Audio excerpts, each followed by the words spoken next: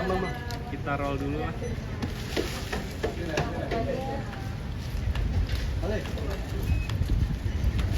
Halo Mas El, halo. Assalamualaikum. Salam Mas El. Kata gue turunan deh bang. Hah? Turunan. Itu turunan. Udah. Oh, aman nggak? Apa kabar semuanya? Baik ya? Baik. Aman ya.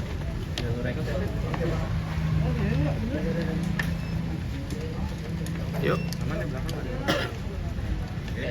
Oke, roll. Kak Shell, mungkin boleh ceritakan hari ini kedatangan Polda terkait ini terkait laporan kita ke saudari S. Alhamdulillah kita udah masuk dalam tahap sidik juga. Tadi seperti apa di dalam mungkin pemeriksaan? Alhamdulillah lancar semuanya. Mungkin boleh diulang mungkin laporannya. terkait apakah laporannya? Laporan atas PDP untuk saudari S. Mungkin teman-teman media selama ini nggak tahu kalau laporan saya terhadap saudari S lebih dulu kita laporkan ya, lebih awal. Nah, alhamdulillah semuanya sekarang udah sama-sama naik sidik. Laporan saudara S ke saya juga udah naik sidik. Laporan saya ke saudari S juga sudah naik sidik dengan pasal yang sama. Ada bukti-bukti tambahan mungkin yang dibawa tadi kan? Nggak ada sih. Pemeriksaan tambahannya tadi sekitar apa gitu? Pemeriksaan Ya, jadi begini ya, hari ini klien kami atas nama Raina Fitria ya, yang sering dikenal dengan Sela Sutia, dipanggil untuk memberi keterangan terhadap laporannya dengan nomor LP 415 / 1 Romawi tanggal 19 Januari 2025 ya, saya garis bawahi 19 Januari 2025 tahun lalu ya. Hari ini klien kami diperiksa, diminta keterangan dengan 18 pertanyaan. Ya, pada prinsipnya bahwa klien kami ini memberikan keterangan tentang adanya dugaan peristiwa tindak pidana ya, si terlapor inisial S itu menggunakan ya, nomor WA pribadi klien kami di profil WA-nya, yang kemudian terhadap itu klien kami merasa dirugikan. Ya, pertama, adanya teror, ya, adanya teror dari pihak-pihak yang tidak bertanggung jawab. Kemudian adanya pengiriman pesan dari WhatsApp dari pihak-pihak yang tidak bertanggung jawab. Kemudian ditambah lagi bahwa nomor itu karena klien kami sudah ketakutan terhadap teror itu sehingga tidak menggunakan nomor itu sehingga mengalami kerugian.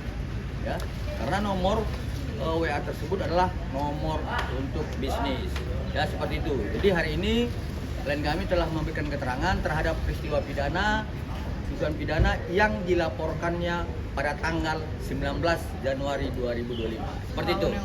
Tahun lalu. Oh, udah setahun ya Kak kasusnya setahun. berjalan. Apakah masih menerima teror gitu apa gimana Kak? udah, karena nomornya juga udah nggak aktif lagi, handphonenya juga udah nggak dipakai lagi. Mungkin masih ada dampaknya kerugian atau apa setahun ini? Ya, bisnis lah, itu kan nomor berbisnis ya sama partner-partner, jadi kerugiannya itu sih. Mungkin pada saat ditaruh di awal itu kerugian yang paling dirasakan apa? Sehingga terlibat pelaporan. Takutan ya. Pertama saya takutan. Ya karena kan terganggu di video call gitu. Mungkin ada ancaman atau terornya yang paling menyeramkan? Cuma di video call aja sih, di telepon itu kan nomor berbisnis ya, nomor pribadi ya, nomor pribadi sekaligus berbisnis sama partner-partner. Jadi Spam banyak ya. yang spam banyak banget gitu. Kejadiannya setahun yang lalu lah. Pokoknya ini kita sebenarnya ngelaporin lebih duluan daripada saudari S. Tapi alhamdulillah sejauh ini udah sama-sama naik sih. Tapi Kak, dampak yang masih terasa sampai sekarang apa? Dampaknya itu ya nomor yang penting banget dalam perusahaan bisnis itu nggak kepake lagi. Itu kan nomor lama. Ya nggak bisa aktif lagi. Artinya ada beberapa klien yang Ya Hilang kontak. mungkin ya udah lost kontak lah. Masih ada komunikasi nggak sih sejauh ini dengan pihak terlapor? Kenapa Kak? Ada komunikasi dengan Sejauh ini nggak ada. Mbak Pemiring, ini kan udah setahun dan naik sidik, sama-sama naik sidik. Hari ini diperiksa sebagai pelapor. Proses selanjutnya Bang? proses selanjutnya ya seperti biasa ya. Acara ini kan ketika si pelapor sudah dimintai keterangan dalam tahapan sidik, maka kemudian si terlapor akan dimintai keterangan. Ya. Kemudian kalau kemudian nanti penyidik memerlukan ahli, ya penyidik akan memanggil ahli, lalu akan melaksanakan gelar perkara. Lalu lanjutannya adalah menentukan siapa tersangkanya, seperti itu. Ya.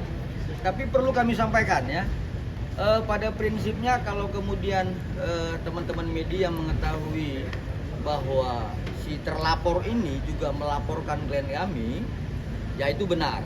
Ya. Tetapi yang kami harus sampaikan bahwa ada peristiwa sebelumnya di tanggal 16 Januari 2025. Ya. Si pelapor ini, si terlapor ini, ya inisial S, melakukan live di media sosial yang kemudian itu mengarah kepada fitnah terhadap klien kami.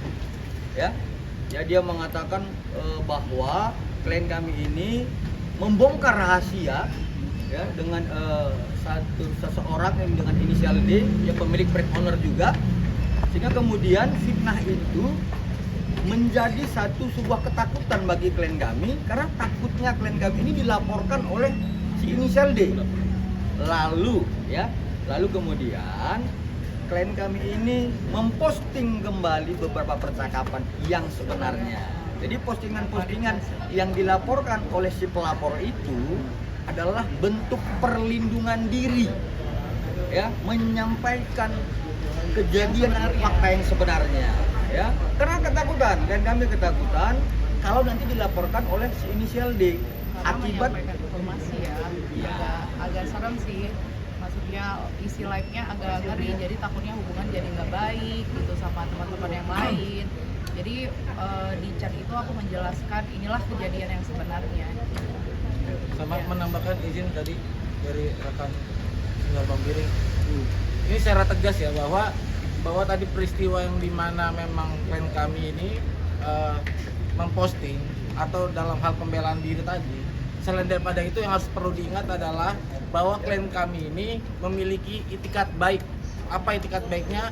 Kita mengingatkan kepada saudari S untuk agar tidak melakukan fitnah tadi, agar dia itu tidak melakukan suatu tindakan yang diduga akan menjadi akan berdampak hukum nih kepada si saudari S ini. Dan juga niat baik kita memberitahukan kepada saudari D agar mengetahui fakta sebenarnya bahwa di percakapan itu tidak pernah namanya klien kami ini memberikan informasi apapun.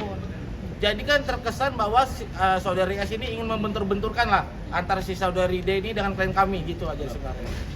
Pembiring dengan laporan Mbak Sela sudah berlangsung ini, kalau misalnya memang terbukti akan dikenakan pasal berapa dan itu seperti apa?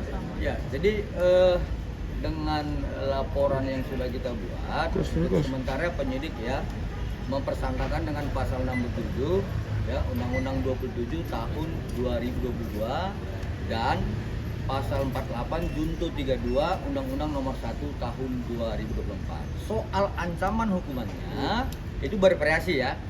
Ya, kalau di pasal 67 ada ayat 1, 2 dan 3. Itu ada 4, 5 dan 4 tahun. Kemudian di pasal 32 Undang-Undang ITE ada 8, 9, 10 tahun. Jadi kita tunggu. Nanti dalam setelah gelar perkara penyidik yang akan menentukan ya dikenakan dalam pasal berapa dan ayat berapa dalam undang yang mana, seperti itu ya. Ada info untuk terlapor kapan akan dipanggil? Belum. Jadi itu kewenangan penyidik ya. Kami sebagai yang cakap secara hukum ya, yang artinya bukan tidak waras ya. Klien kami ini cakap secara hukum, tidak mau ya mendesak-desak penyidik, tidak mau menyalah-nyalahkan penyidik. Biarlah itu menjadi kewenangan penyidik ya. Biarkan saja, hukum acara kan ada, nggak perlu kita marah-marahi penyidik ya. Penyidik ini kan punya aturan-aturan yang harus dilaksanakan. Jadi kita belum mendapatkan kapan informasi bahwa si terlapor akan dipanggil. Itu kewenangan penyidik, seperti itu. Kak Sheila, kan ini berarti statusnya saling lapor ya Kak? Iya. Tapi masih buka pintu damai kah atau nanti ada mediasi di belakang apa gimana Kak? Ya, jadi begini, kalau klien kami ini kan seperti yang kami sampaikan sebelumnya, ini soal apa ya? kalau Vicky Prasetyo bilang jenglot apa ya? Itu soal perasaan itu ya. Jenglot apa gitu, saya lupa itu. Pada prinsipnya, klien kami ini kan pengusaha, bukan LSM ya, bukan ormas dia gitu. Yang suka cari gara-gara, yang suka ngelapor-ngelapor orang, enggak. Dia pengusaha, kalau kemudian dia itu harus berdamai, ya kita akan memberikan nasihat-nasihat hukum, seperti itu ya.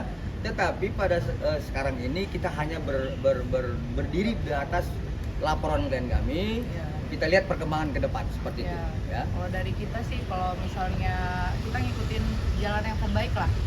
Kalau dari kita nggak akan menutup pintu damai ya. Kita terbuka lebar, kita ikutin jalan yang terbaik lah. Tapi untuk saat ini kan kita ikutin proses hukum yang berlaku ya. Kita tertib, ikutin semuanya. Kasel, 1 tahun berlalu, Nah, ya, dan setahun lewat nih, lelah pasti. Ya. hmm. Satu poin penting Kasel dalam bisnis. Jadi pelajaran penting apa sih di kasus ini? Untuk lebih berhati-hati lagi lah, menjauhi yang namanya huru-hara. Karena basicnya aku juga bukan suka yang berantem sana sini ya, maunya hubungannya baik semua sama semua orang. Kasel, sebelum Jadi acara jaga melaporkan, lingkup pernah pergaulan. ada klarifikasi dari pihak terlapor ini apa alasannya akhirnya menggunakan ini?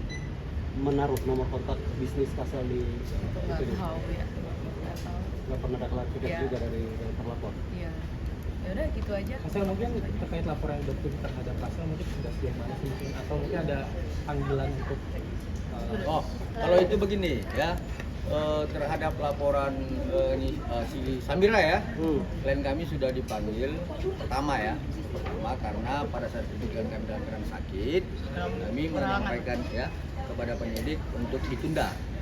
Jadi sampai sekarang kita juga belum mendapatkan panggilan lanjutan seperti itu. Panggilan lanjutan kita belum dapat. Oke? Dah. Oke. Lagi? Ada pesan nggak Kasel untuk lapor? Closing statement sekali.